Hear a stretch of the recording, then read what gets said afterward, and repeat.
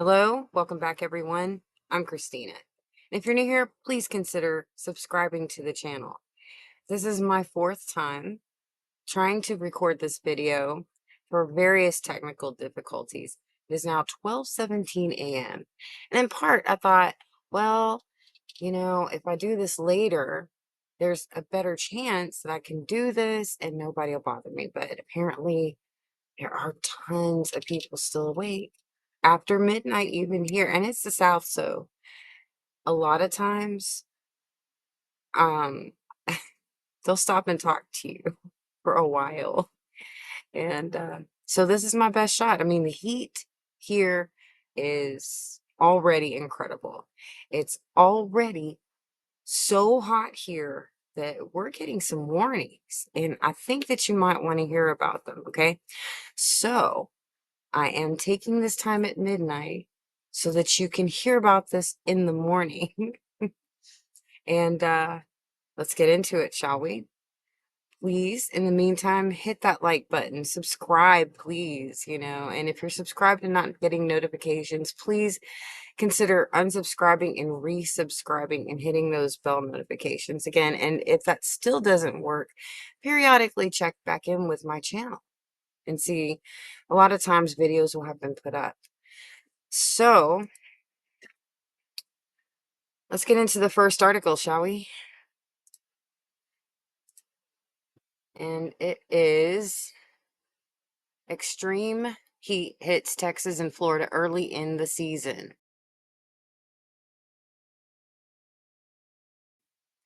by NBC News. Miami's heat index has already smashed the previous record, and it's only May. Scorching heat and humidity have descended over parts of Texas, the Gulf Coast, and South Florida this week.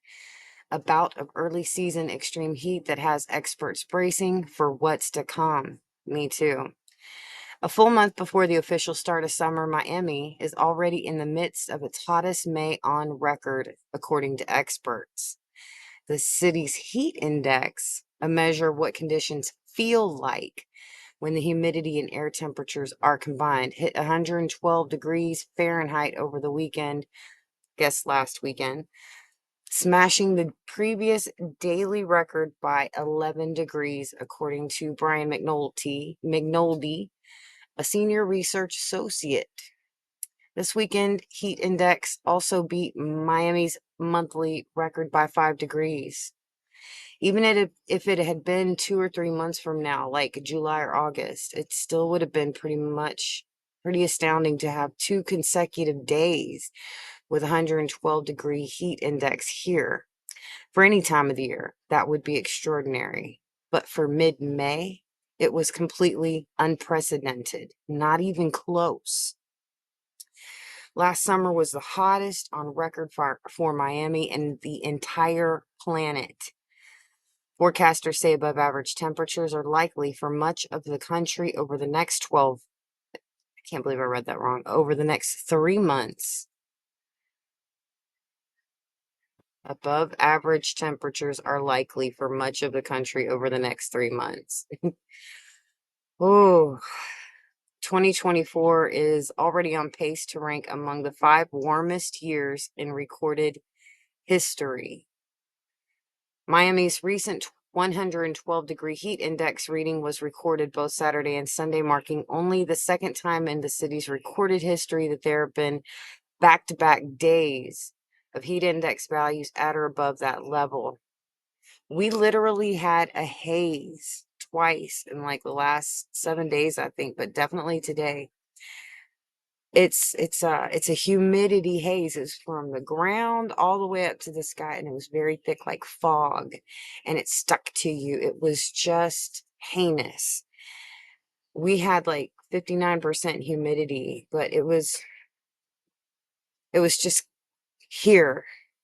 It was over us, and wind didn't carry it away. It just stayed. And I'm on the north side of Houston, so if you need reference for that. It's certainly warmer now than 2023 was at this point. I don't know what the rest of 2024 has in store for us, but I hope this is not foreshadowing of breaking the 2023 records. According to sources, that's exactly what's going to happen.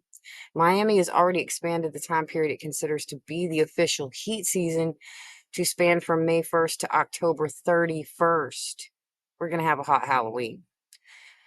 A response to earlier onsets of high heat and humidity. Meanwhile, a heat advisory is in effect across much of South Texas. Temperatures up to 113 degrees can be expected in some places, particularly along the Rio Grande. That's right. That is right. Next article, it says an unusually hot summer looms for Houston. Ooh,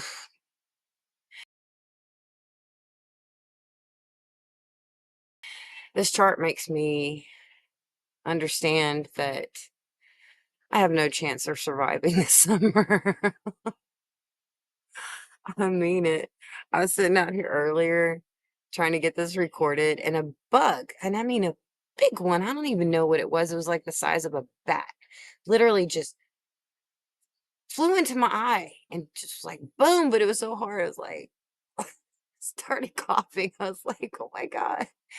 It's like one bug violation after another as the weeks go by. It's a different bug just when I'm out here. Anyway, so this article says another hotter than usual summer is in store for Texas per federal forecasters. Why it matters. Extreme heat is a major public health threat and plays a role in droughts and wildfires. Don't throw those cigarettes out the window. Hot weather, particularly heat waves, also threatens the reliability of the increasingly strained electricity grid. Threat level. The ways climate change is altering the character of American summers increasingly stands out. 2023 was the warmest summer on record for Houston, with 45 days with temperatures of 100 or higher. Boy, I was very sick after the summer ended for like a month or two. The highest temperature in Houston last year was 109 degrees Fahrenheit. Now, notice they're not telling you what the feels like temperature was because that was insane. It was insane. Sorry, I had to check my house. The door's open. Anywho, yeah, what they're saying. Extremely hot days were rare in the 1970s and commonplace now. The intrigue. One wild card this summer will be exactly where persistent areas of high pressure, also known as heat domes, set up. That will determine the areas that some of the hottest conditions. Well, the heat dome usually sets up right here, right about the time some Sahara dust is coming our way, averting hurricanes more towards Florida and the East Coast. That's been going on for a few years now. Because before we'd at least get one. They're projecting a lot of major storms this summer. And I believe it, especially after the storm we had last week. We still have people without power right now. And for my area, we do have severe heat advisories, excessive heat advisories. The high today, well, it's yesterday for you now, but my high today with no air conditioner was 95 degrees. It felt like 107. And we're going to have another day like that today that you're waking up to. If it wasn't for strategically placed fans and the wind at night, we might not sleep so well right now. We do have a swamp cooler on the way to see if that'll help us at all. If not, we'll figure something else out. But the temperatures are going to be ranging from about 96 degrees high and 74 low at night. We do have some storms coming in Wednesday through Saturday, and I've heard those might be a booger. But look at these articles here. The titles are Texans are falling behind on their light bills, especially during extreme heat. Another one. Texas, Mexico City breaks records as heat wave grips North America. Memorial Day weekend forecast. Heat wave to roast Texas, Florida, and Gulf Coast. Heat advisory issued as early heat wave settles across Texas. Take precautions. Here it comes. Another hot summer in Europe. Heat dome behind extreme heat in Mexico, Central America, and U.S. France, dozens dead in blistering weeks-long heat wave in Mexico. That's what was France reporting. Dozens dead, weeks-long blistering heat wave in Mexico. Heat dome leads to sweltering temperatures in Mexico, Central America. Biden administration struggles to address sharp rise in deaths from extreme heat. All right, these got these tips, that involve drinking water. But if you look, there's an article that says half of drinking water in the U.S. has forever chemicals in it, and they're talking about in different areas and different amounts. But they're saying half of drinking water in the U.S. has forever chemicals in it, PFASs. All right. And so you may be drinking water with a bunch of forever chemicals, and I don't know what good that's going to do. And then you look at it also, I mean, it's not just bad in the Americas right now or bad in Europe. We have an article that says massive iceberg breaks off at Antarctic Brunt ice shelf. And this ice shelf being breaking off has been in the news for like a week, that it was going to, or maybe a little bit longer, and now it's there. Oh, it happened. It broke off, and it's going to keep doing that. And the more that these ice shelves break, the higher the sea levels will begin to rise. And even a little bit of a sea rise can add up to massive destructive problems all over the planet, from coastal areas to the weather. All right. So we can go ahead and click out of that. Sorry I didn't show it to you. But that's what we got right now. And if you want to know how we're surviving here with no heat, with no AC, it's not easy already. It's it's not easy at all. No. Um what I have to do is, this canopy is a lifesaver. Strategically place fans all over the house. At some point about 2 o'clock, 1 o'clock, I have to come out here. Even if it's hot, it's hotter in the house. Even with all the windows open and fans going, it's still cooler out here. And it is currently after midnight, and it's about 81 degrees right now. Right now. That's right. What I've been having to do is keep curtains on parts of the cat's patio house when the sun's beaming down on them from a certain direction. And I've been having to get my plant watering container, and they're getting to the point where they're asking me for it now, but I'll pull them out when I see them panting. And I take that bucket and I'm running water through their fur, and they're cooling down that way. And I have a fan on their little patio, their little cat house, I guess I can call it. It's a pretty nice one. It's got 4 tiers on it, and got 2 areas that are separate, where they eat and then where they hang out or whatever. But that's how I'm keeping the cats cool, and it's helping them a lot, bless their hearts. And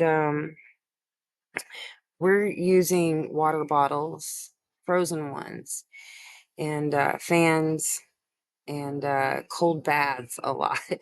I mean, especially with that haze, it's like a fog, and it's really just a bunch of humidity in the air. Oh my gosh, can you imagine it being a fog? But it's not a fog. It's a straight up humidity haze, and it is hot. It is a totally different kind of hot than, most people, when they get off the plane in Houston, cannot breathe. They feel like they're drowning. I'm telling you, today they would have drowned. That's how much water was in the air. So anyway, um, we're surviving somehow. But it's only May, and it's really hot already. So as the days progress, I'll continue to let you know how it's going. And I'm getting in, like I said, it's like an AC unit. It says it is. It's swamp cooler too. It's like one of the newfangled things, and we'll see if it works. If and I'll, probably show it to you, and we'll review it together and see if it even works for my climate. But it looks like it's promising anyway. If we can at least get some decent sleep and some kind of relief, that will be really good. I want to get an air conditioner, but they're hard. They're harder to really get into these windows because they're shaped differently. And if they're too big, then I don't have the man skills and the chainsaws and whatever to put a board up with a stand for an air conditioner at a big window. And I was never allowed to anyway because of my epilepsy. So um it can't, unless I get somebody out here, maybe if I hired somebody to do it, but I can't do it. So we're looking for other options AC wise. And we definitely don't want to pull too much current in these plugs.